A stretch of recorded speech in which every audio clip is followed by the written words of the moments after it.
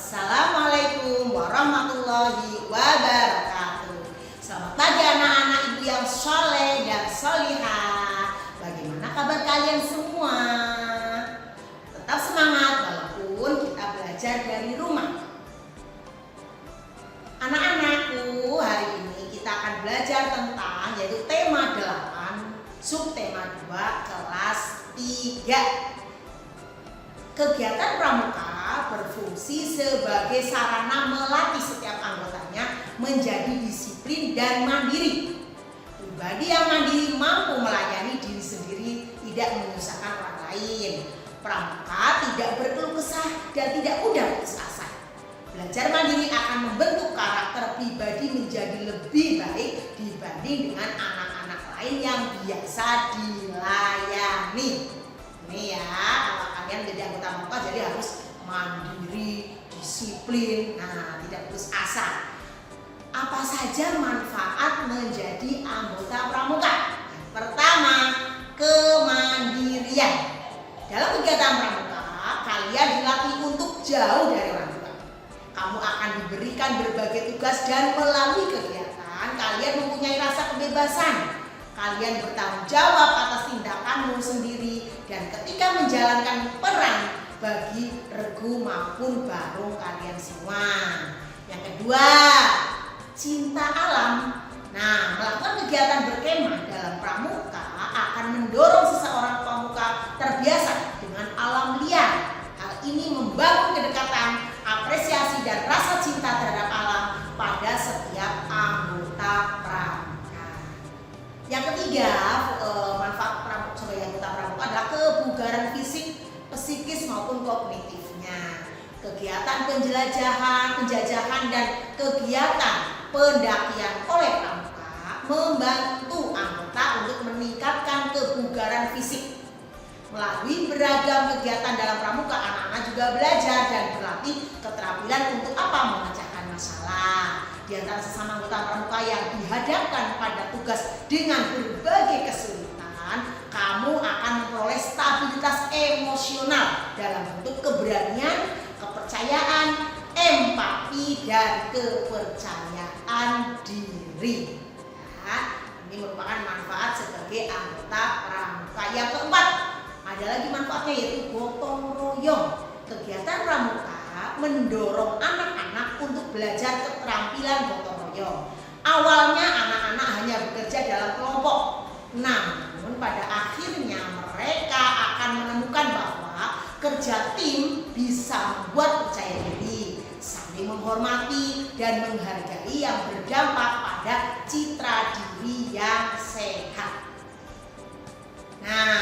Kita perhatikan anak-anak ya, tanda pengenal pramuka siaga putri. Ada tanda pandu dunia, tanda lokasi warcap dan sebagainya.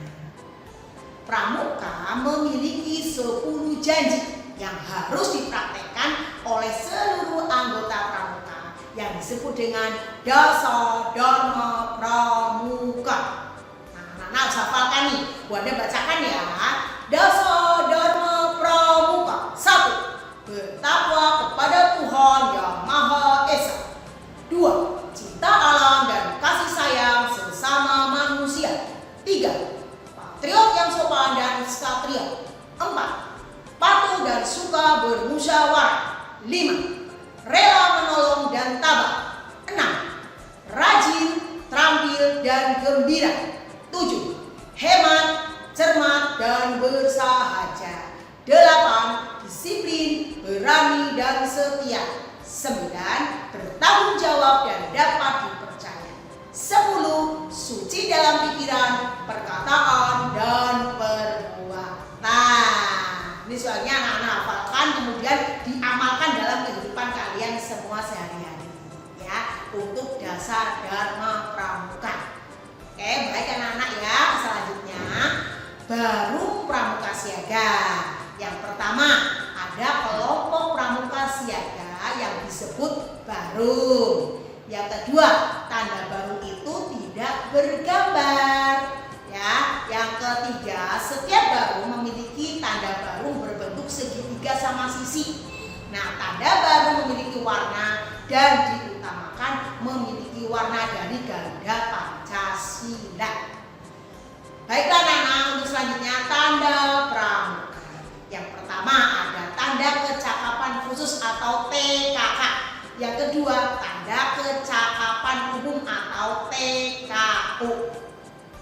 Ya, itu ada tanda di dalam pramuka.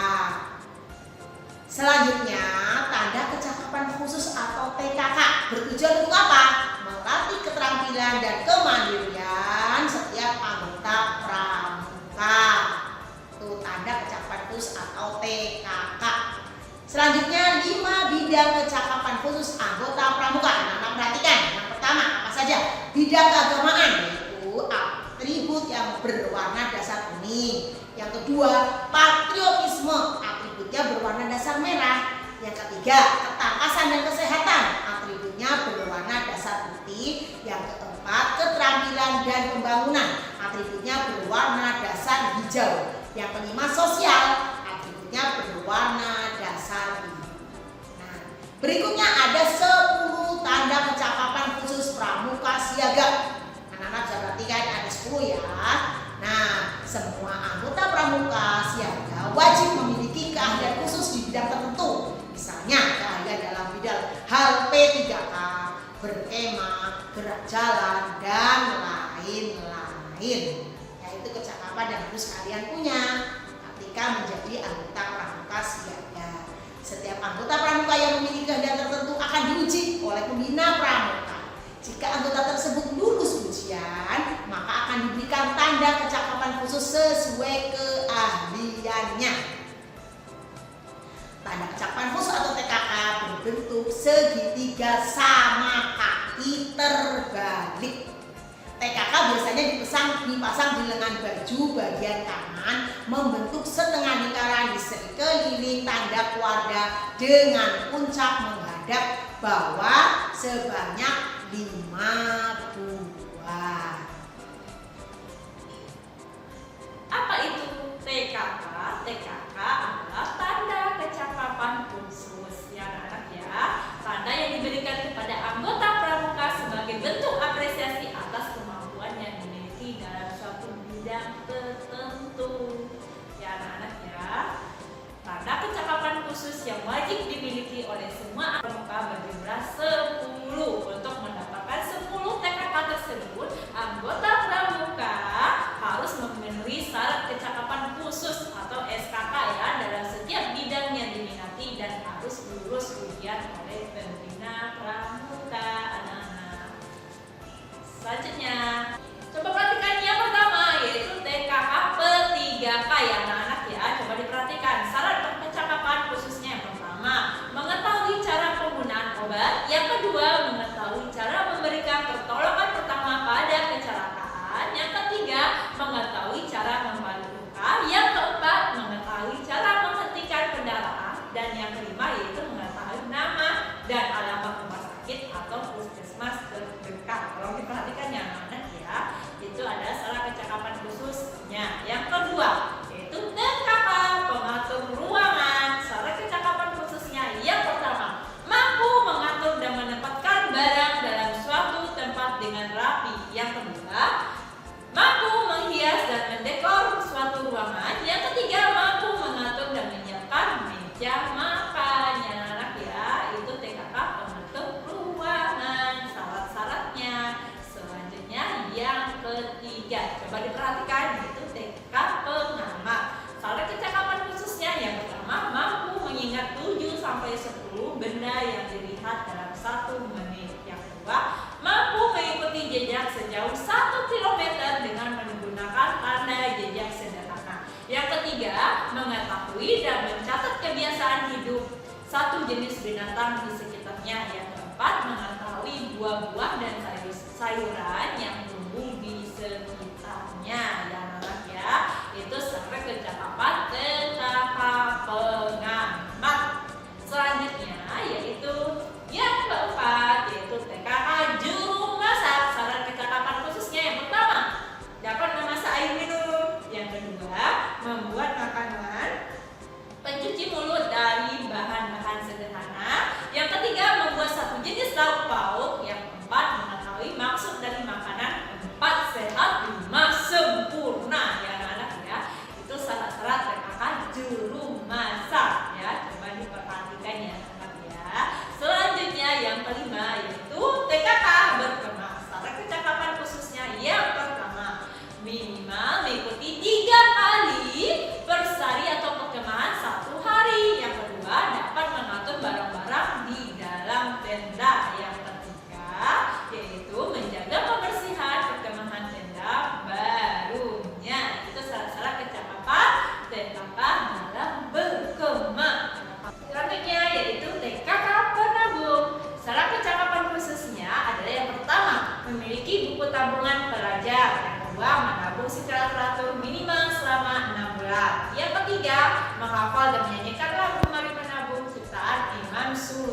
Jono ya anak ya, itu TKK penanggung. Selanjutnya yaitu TKK menjahit. Syarat kecakapan khususnya yang pertama dapat membuat sapu tangan atau taplak meja dengan tangan atau mesin jahit. Yang kedua dapat memasang kancing dan membuat lubang kancing. Yang ketiga dapat membuat pakaian untuk boneka, membuat mainan dari kain sendiri serta membuat pakaian bayi ya anak ya. Itu syarat kecakapan khusus untuk TKK menjahit. Selanjutnya yaitu yang kedelapan adalah TKK juru kebun ya anak ya. Syarat kecakapan khususnya yang pertama mengetahui minimal 2 jenis buah-buahan dan 2 jenis sayuran. Yang kedua dapat menggunakan pupuk kompos. Yang ketiga telah memelihara 1 jenis tanaman selama 3 bulan ya anak ya. Itu syarat kecakapan khusus untuk TKK juru kebun.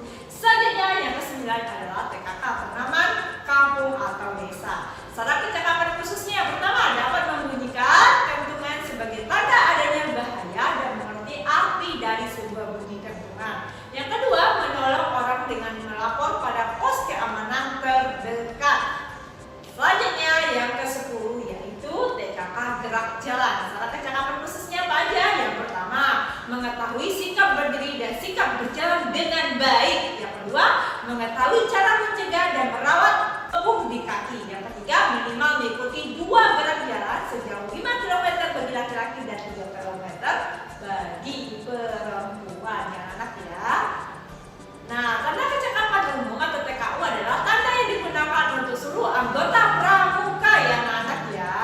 Macam-macam tanda kecakapan umum. Yang pertama tanda tutup kepala, yang kedua tanda setengah leher, yang ketiga tanda pelantikan dan tanda pramuka sedunia ya anak ya. Coba diperhatikan, ini adalah pakaian pramuka siaga putri ya anak ya. Untuk mendapatkan atribut tanda kecakapan umum, anggota pramuka harus memenuhi syarat-syarat kecakapan umum yang tercantum dalam sebuah buku yang disebut buku SKU, syarat-syarat kecakapan umum. Berikut adalah buku SKU untuk anggota pramuka siaga. Coba diperhatikan anak-anak di bukunya ya, pasti anak-anak semuanya sudah punya untuk buku SKU-nya. Nah, untuk tugas hari ini kerjakan buku mahir tema 3H. Yang pertama halaman 29 aktivitas 1, yang kedua halaman 33 aktivitas 1, yang ketiga halaman 34 aktivitas 2, yang keempat halaman 41 aktivitas 1. Tugasnya ada 4 ya anak ya, jangan terlewat. Tugasnya ditunggu sampai pukul 2 siang ya anak ya. Tugasnya jangan lupa ada 4. Semoga bermanfaat.